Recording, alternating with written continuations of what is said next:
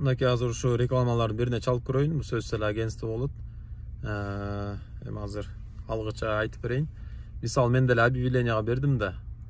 Анан ал агентстволор мен деле рекламаны алып туруп эле киргизип коет, түшүндүңөр да.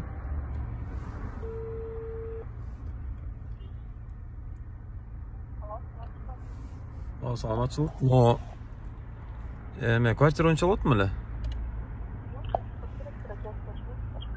Кайсы квартира? Көппү квартираңары? Агентство. Көк жардагы болчу да 28 000 трехкомнатный.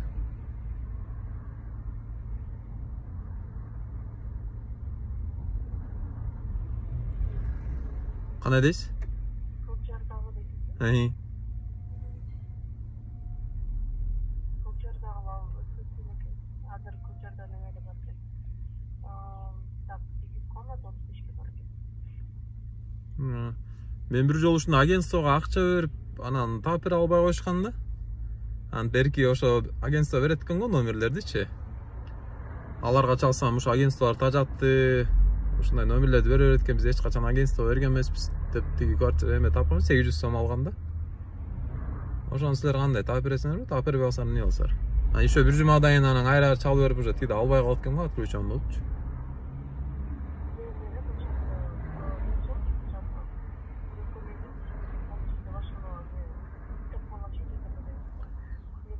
Ошо мен түшүндүм, силер ошол Алафого рекламаны киргизгенде эле кайра эле киргизип берип турбайсыңарбы өзүңөр немеңерге, ошондой турбайбы? Неги силерге бирөө да кайрылбайт, мага эме объявление жардам берип койгула, квартира бере албай атам деп, Кайрылышат өздөрүчү. Кайрылгандар бар эле. Кимдер кайрылбайт. Мен барып ошо видеого тартып доказательство катары анан болбосо мына молар аферисттер экен деп эметсем болобу, таап бере албай калсаңар? Таап берсеңер жакшы, таап бере албай калсаң.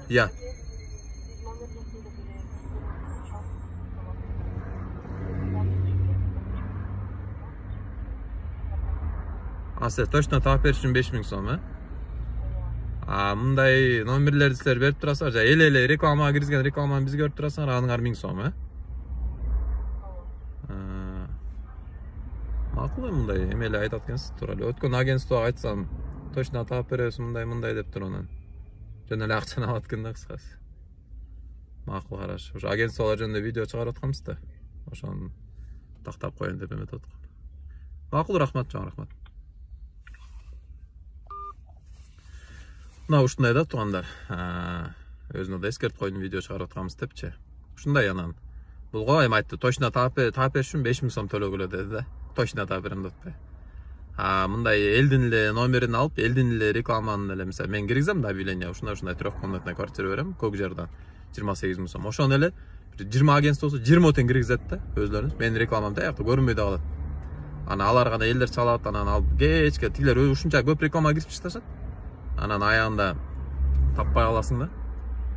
Мен рекламам чистый, мен актуальный рекламам табылбай калат да. Мен клиент, как клиент катары меники жок да. Бүт эле агентство кирип чыгат. Анан эчак бирөө берип койдум да, мен бирөөнө бердим. Тиги агентство кайра киргизип берет да. Бир жумадан бир жылдан эле киргизип берет экен. Тиги клиентке чаласың да. Ушундай номер берди.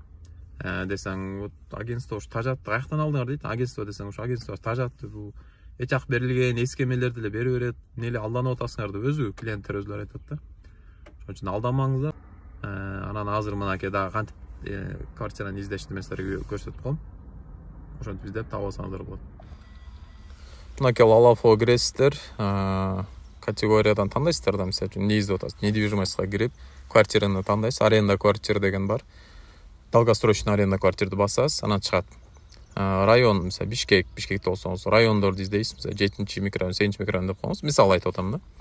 Баасын жазсаңыз болот ылдый жакта. Анан количество комнат өзүңүзгө ылайыктуусун кыскасы издейсиз да. Анан ылдый жагында мынакей келатканда, моякта тип предложение деген бар да. Ошол жакта мына собственник кто сдаёт да, собственник готов к работе с риэлторами деген. Иши риэлторду баспай эле болуш керек да. Эми кээ бирок риэлторду баспай эле, риэлторлор өзүлөрү риэлторду баспай да иштешет. Анткени түшүнүп атат, элдер алданбай калганчы. Анан новыйын басып коесуз, анан мына издейсиз. Квартиралар чыгат, мына 102 квартира чыктыбы. Мына карайсыз, мына карап атсаңыз, мына Руслан деп профилине киресиз, кирсеңиз, бир эле квартира көрүңүз. Ушул мына актуальный, ушул өзү эле болушу мүмкүн да. Ошо кирип чалып көрсөңүздөр болот да, мисалы номери бар мына. Анан экинчи дагы бир аферисттердин ыкмасы, мына мына Руслан Алалафос 14 октября 2021 года деп тур көрдүрбү. 2 жылдан бери Алалафос, значит бул аферист эмес деп эметсе болот да. Эмнеге дегенде кээ бар. Риэлтор эмес, бул башка тема болуп кетти. Ошол жака мисалы үчүн бүгүн 20-май болсо, 20-май 20.05.2023 деп турат. Бүгүн эле как будто зарегистрирован же кече эле.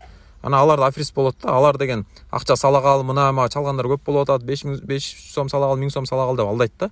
Ошондойлордон да абайлаңыздар макулбу. Ошону качан зарегистрирован, ошондо карап коюш керек. Кийин мына чыгып карайсыздар. Мынакей дагы могу рекламаны карап көрөлү. Кирдик, мына кирсек, тоже бир эле реклама экен мына. Бул дагы өзү эле издавать этиш мүмкүн. Риэлторлар, агентстволор кандай болот? Мына көбүнчө про болот да. Прого кирсеңиз, ичине киресиз. Ошонун профилине бассаңыз, обязательно 2, 3, 10, 20 кыскасы көп реклама болот да. Ошолор көбүнчө агентство риэлтор болот. Алар таап бере албайт го деп ойлоп атам. Анткени мен бир эметип көрдүм, таап беришкен жок. Алдап эле кетти да кыскасы. Ошол туугандар абайлаңыздар. Анан кантип мояка мынакей кирдиңиздер да, ошол жакта подписаться на поиск деп турбайбы үстүндө мынакей мен азыр кайра кесиптим. Подписаться от поиск. Мен подписация кылып койгом. Подписаться на поиск кылсаңыз сизге келип турат да. Туугандар, бир нерсени эскертип койдум. Биякта максат бирөөнүн айыбын ачып, ушундай деп бир лайк зарабатывать этип же жанагындай ар кайсы мындай жазып калып атпайсыңарбы? Андай эмес да. Өзүн айтып атасыңар, өзүн айтсаң деле ал түшүнбөйт, иш кыла берет да. Эмнеге биз таза эле иштеп атпайбыз, эмне жагынан алдап атабыз дейт да. Мисалы любой аферистке барып эле айтыңыз, эмне кылып атам мен, эмне кылып атам деп айтат. Эл өзү акча берип атса деп. Даже элементарно кооператив боюнча канча алдандым деп жазып атат. Тартып чыгаар, анан мындай деп полный фото, видео отчет, ким кайсы ырчы реклама алган, кайсы блогер реклама алган, барып алданганда полный бар мендечи. Чыгарбайсың да. Эми анчалыкка чейин барып ойлойм, жок дегенде ушинтип насаа мындай сөзү менен болсо да эскертип айтып коеюн депчи. Анан ага деле ошо кооперативдер ушунда алдайт турбайсыңар, бул система иштебейт турбайбы, барып банкрот болот турбайсыңар. Эмнеге анан башында бир 1000 киши макул берет экенсиңер, андан кийин алдайт турбайсыңар десең деле алчы айтат. Мен эмне кылайын, мен жакшы эле үмүт менен, жакшы эле ниет менен баштагам да деп эле ал деле айтат. Ошон үчүн биякта максат, менин максатым ошолор алдабасын, ушул видеолорду көп көрүп алдабасын. Кой ушундай тура эмес, чын эле элди алдап атат окшойт деп бир ойуна келеби деген үмүт да, Кудай буйрсачы. Анан эң негизги максатым андан дагы алдабасын негизичи, бирок андан дагы жакшы, андан өйдөрөөк турган менин максатым алданбасын да элдерчи, карапайым эл. Акыркы балки квартира издегендер эмне жыргагандар издейби мисалы. Мен просто башыман өткөн үчүн чыгарып атам да. Бүт эле нерсени башыман өткөн үчүн чыгарам мисалы үчүн. Өткөндө машинанын моторунун майын алданбагыла десем, ким көз менен көрдүң анан тийип деп атпайбы?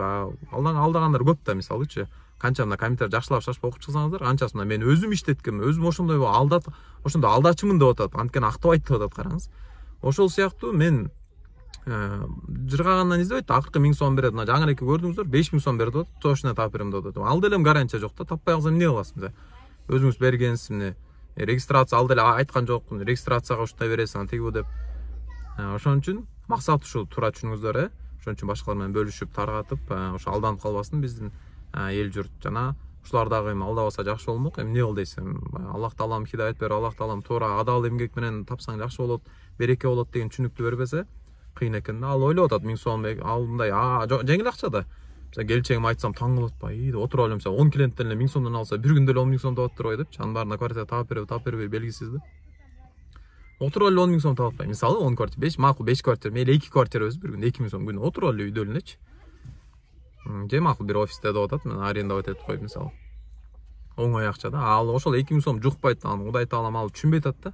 Ал мисалы ошол 2000 сом элди алдады, мисалы ошентип квартира издеп жүргөндө ушинтип, анан бирок ал акча таап аткандай көрүнөт. Бирей салып, көлдөй салып, Дубайдай салып жыргап жүргөндөй көрүнөт. Аферисттер ушундай көрүнө берет го сырткы көрүнүштө. Бирок ички руханий жагы өлүп калган, баласы менен сынайт, ата энеси бирденке болуп аткан болот, туугандары кырсыктап аткан болот. Аны түшүнбөйт да.